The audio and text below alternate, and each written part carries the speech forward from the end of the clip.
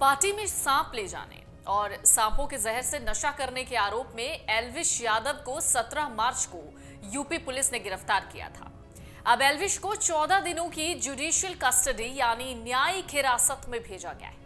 हालांकि इस बीच अब खबर यह भी है कि एल्विश ने पुलिस के सामने इन आरोपों को कबूल किया है। सूत्र कहते हैं कि पुलिस की पूछताछ में एल्विश ने इस बात को स्वीकार किया यानी एक्सेप्ट किया, कबूल लिया कि वो पार्टियों में सांप और सांपों का जहर मंगवाता था। दरअसल साल 2023 में 3 नवंबर को इन्हीं आरोपों के साथ एल्विश के खिलाफ एफआईआर दर्ज हुई।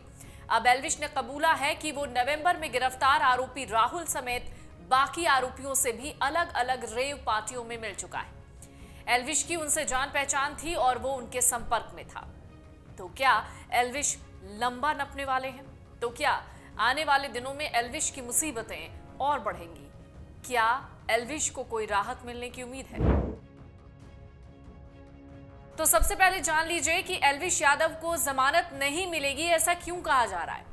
दरअसल नोएडा पुलिस ने एल्विश को नारकोटिक्स ड्रग्स एंड साइट्रोपिक एक्ट यानी एनडीपीएस के तहत गिरफ्तार किया है। ये एक्ट ड्रग से जुड़ी साजिश जैसे ड्रग की खरीद फरोख्त से संबंधित है। इस एक्ट के तहत दर्ज मामलों में आसानी से जमानत नहीं मिलती है। 14 दिनों की न्यायिक हिरासत के दौरान एल्विश को लुक्सर जेल में रखा जाएगा। यूट्यूबर और बिग बॉस ओटीटी सीजन 2 के विजेता के खिलाफ आईपीसी की धारा 284, ध्यान से सुनिएगा, 289, 120B और वाइल्ड लाइफ प्रोटेक्शन एक्ट 1972 की धारा 9, 39, 48, 49 के तहत केस दर्ज हुआ है। तो इस मामले में आरोपियों से बरामद स्नेक वेनम को जांच के लिए भेजा गया था। वहां से जो रिपोर्ट्स मिली उसके बाद एनडीपीएस एक्ट की धाराएं बढ़ाई गई। बीते साल 3 नवंबर को इन्हीं आरोपों के साथ एल्विश के खिलाफ एफआईआर दर्ज हुई थी। उन्होंने अपनी सफाई का एक वीडियो भी जारी किया, लेकिन वो पुलिस के सामने पेश नहीं हुए। पुलिस ने तब 5 आरोपियों को अरेस्ट किया था। उनके पास से 9 जहरीले सांप रेस्क्यू किए गए थे। जहर भी बरामद हुआ था। एल्विश के खिलाफ IPC wild life protection act के तहत एफआईआर दर्ज हुआ था। अब पुलिस ने इस मामले में एनडीपीएस एक्ट की धाराएं भी जोड़ दी हैं। तो चलिए अब आपको एनडीपीएस एक्ट को समझाते हैं। क्या है एनडीपीएस एक्ट? एनडीपीएस एक्ट का फुल फॉर्म होता है narcotic drugs and psychotropic substance act. इसे साल 1985 में लागू किया गया। ये नशीले पदार्थों के उत्पादन जैसे रखने, बेचने, खरीदने, परिवहन, भंडारण या उपयोग से रोकता है। इस एक्ट को अब तक 4 बार 1988, 2001, 2014 और 21 में संशोधित किया गया है। एनडीपीएस 2 हिस्सों में बटा है, एनडी और पीएस। एनडी का मतलब नार्कोटिक ड्रग्स होता है, जबकि पीएस का मतलब होता है साइकोट्रोपिक सब्सटेंस।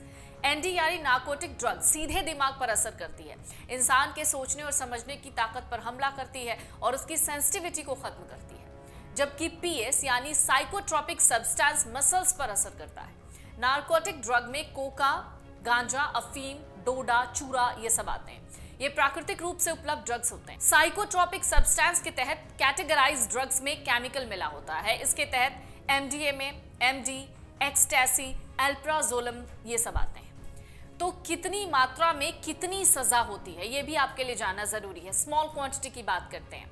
1 साल तक कठोर कारावास और 10,000 रुपए तक का जुर्माना या दोनों। इसमें आसानी से जमानत भी मिल जाती है, लेकिन बार बार पकड़े जाने पर बेल मिलना मुश्किल होता है। 10 से 20 साल तक की कठोर कारावास और 1 से 2 लाख रुपए का जुर्माना होता है। ऐसे मामले में जमानत नहीं मिलती है। स्मॉल से ज्यादा और कमर्शियल से कम 10 साल तक की कठोर कारावास और 1 लाख रुपए तक का जुर्माना होता है।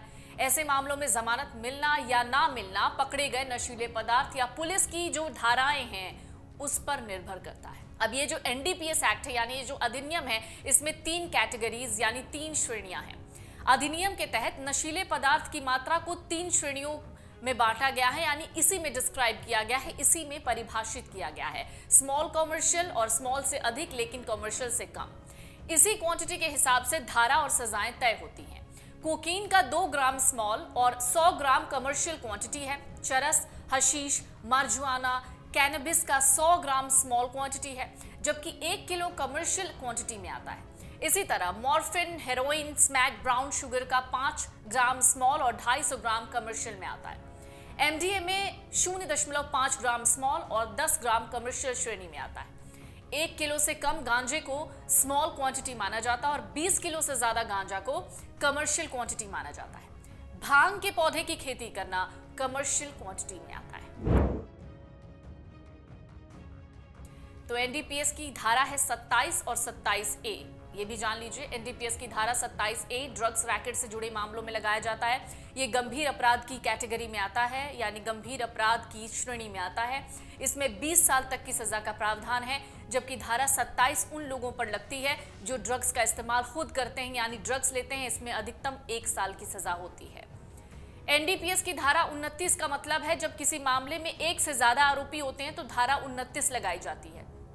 हालांकि किसी का नाम लेने भर से ये धारा लगना काफी नहीं होता है, बल्कि इस धारा को लगाने के लिए सह आरोपियों, यानी उस समय जो उसके साथ शामिल था, उसके खिलाफ साजिश में शामिल होने के सबूत होने चाहिए। तो एल्विश यादव के खिलाफ किन किन धाराओं में केस दर्ज हुए हैं जान लीजिए। एल्विश यादव के खिलाफ आईपीसी की धारा 284, 289 और 120B तथा वाइल्ड लाइफ प्रोटेक्शन एक्ट 1972 की धारा 9, 39, 48I, 49, 50 और 51 के तहत मामला दर्ज किया गया है। आरोपी राहुल, टीटू, जयकरण, नारायण, रविनाथ, एल्विश यादव और बाकियों के खिलाफ नोएडा सेक्टर 49 थाने में एफआईआर दर्ज हुआ है। पुलिस के मुताबिक पर्याप्त सबूत पाए जाने पर उक्त अभियोग में एनडीपीएस एक्ट की धाराओं की बढ़ोतरी करते हुए एल्विश को कोर्ट में पेश किया गया, जहां से कोर्ट ने उसे 14 दिन की न्यायिक हिरासत में भेज दिया है। तो कुल मिलाकर नोएडा पुलिस ने यूट्यूबर पर एनडीपीएस 8/20/27A/29/30/32 की धाराएं लगाई हैं। इन धाराओं के तहत दोषी पाए जाने पर एल्विश को 20 साल तक की सजा हो सकती है। उन्हें अभी कुछ महीनों तक जमानत मिलना तो मुश्किल है, कम से कम तब तक जब तक पुलिस चार्जशीट फाइल नहीं करती। अगर आप ये वीडियो YouTube पर देख रहे हैं तो हमारे चैनल को सब्सक्राइब करें और बेल आइकन को दबाना ना भूलें। अगर आप Facebook पर ये वीडियो देख रहे हैं तो हमारे पेज को लाइक करें।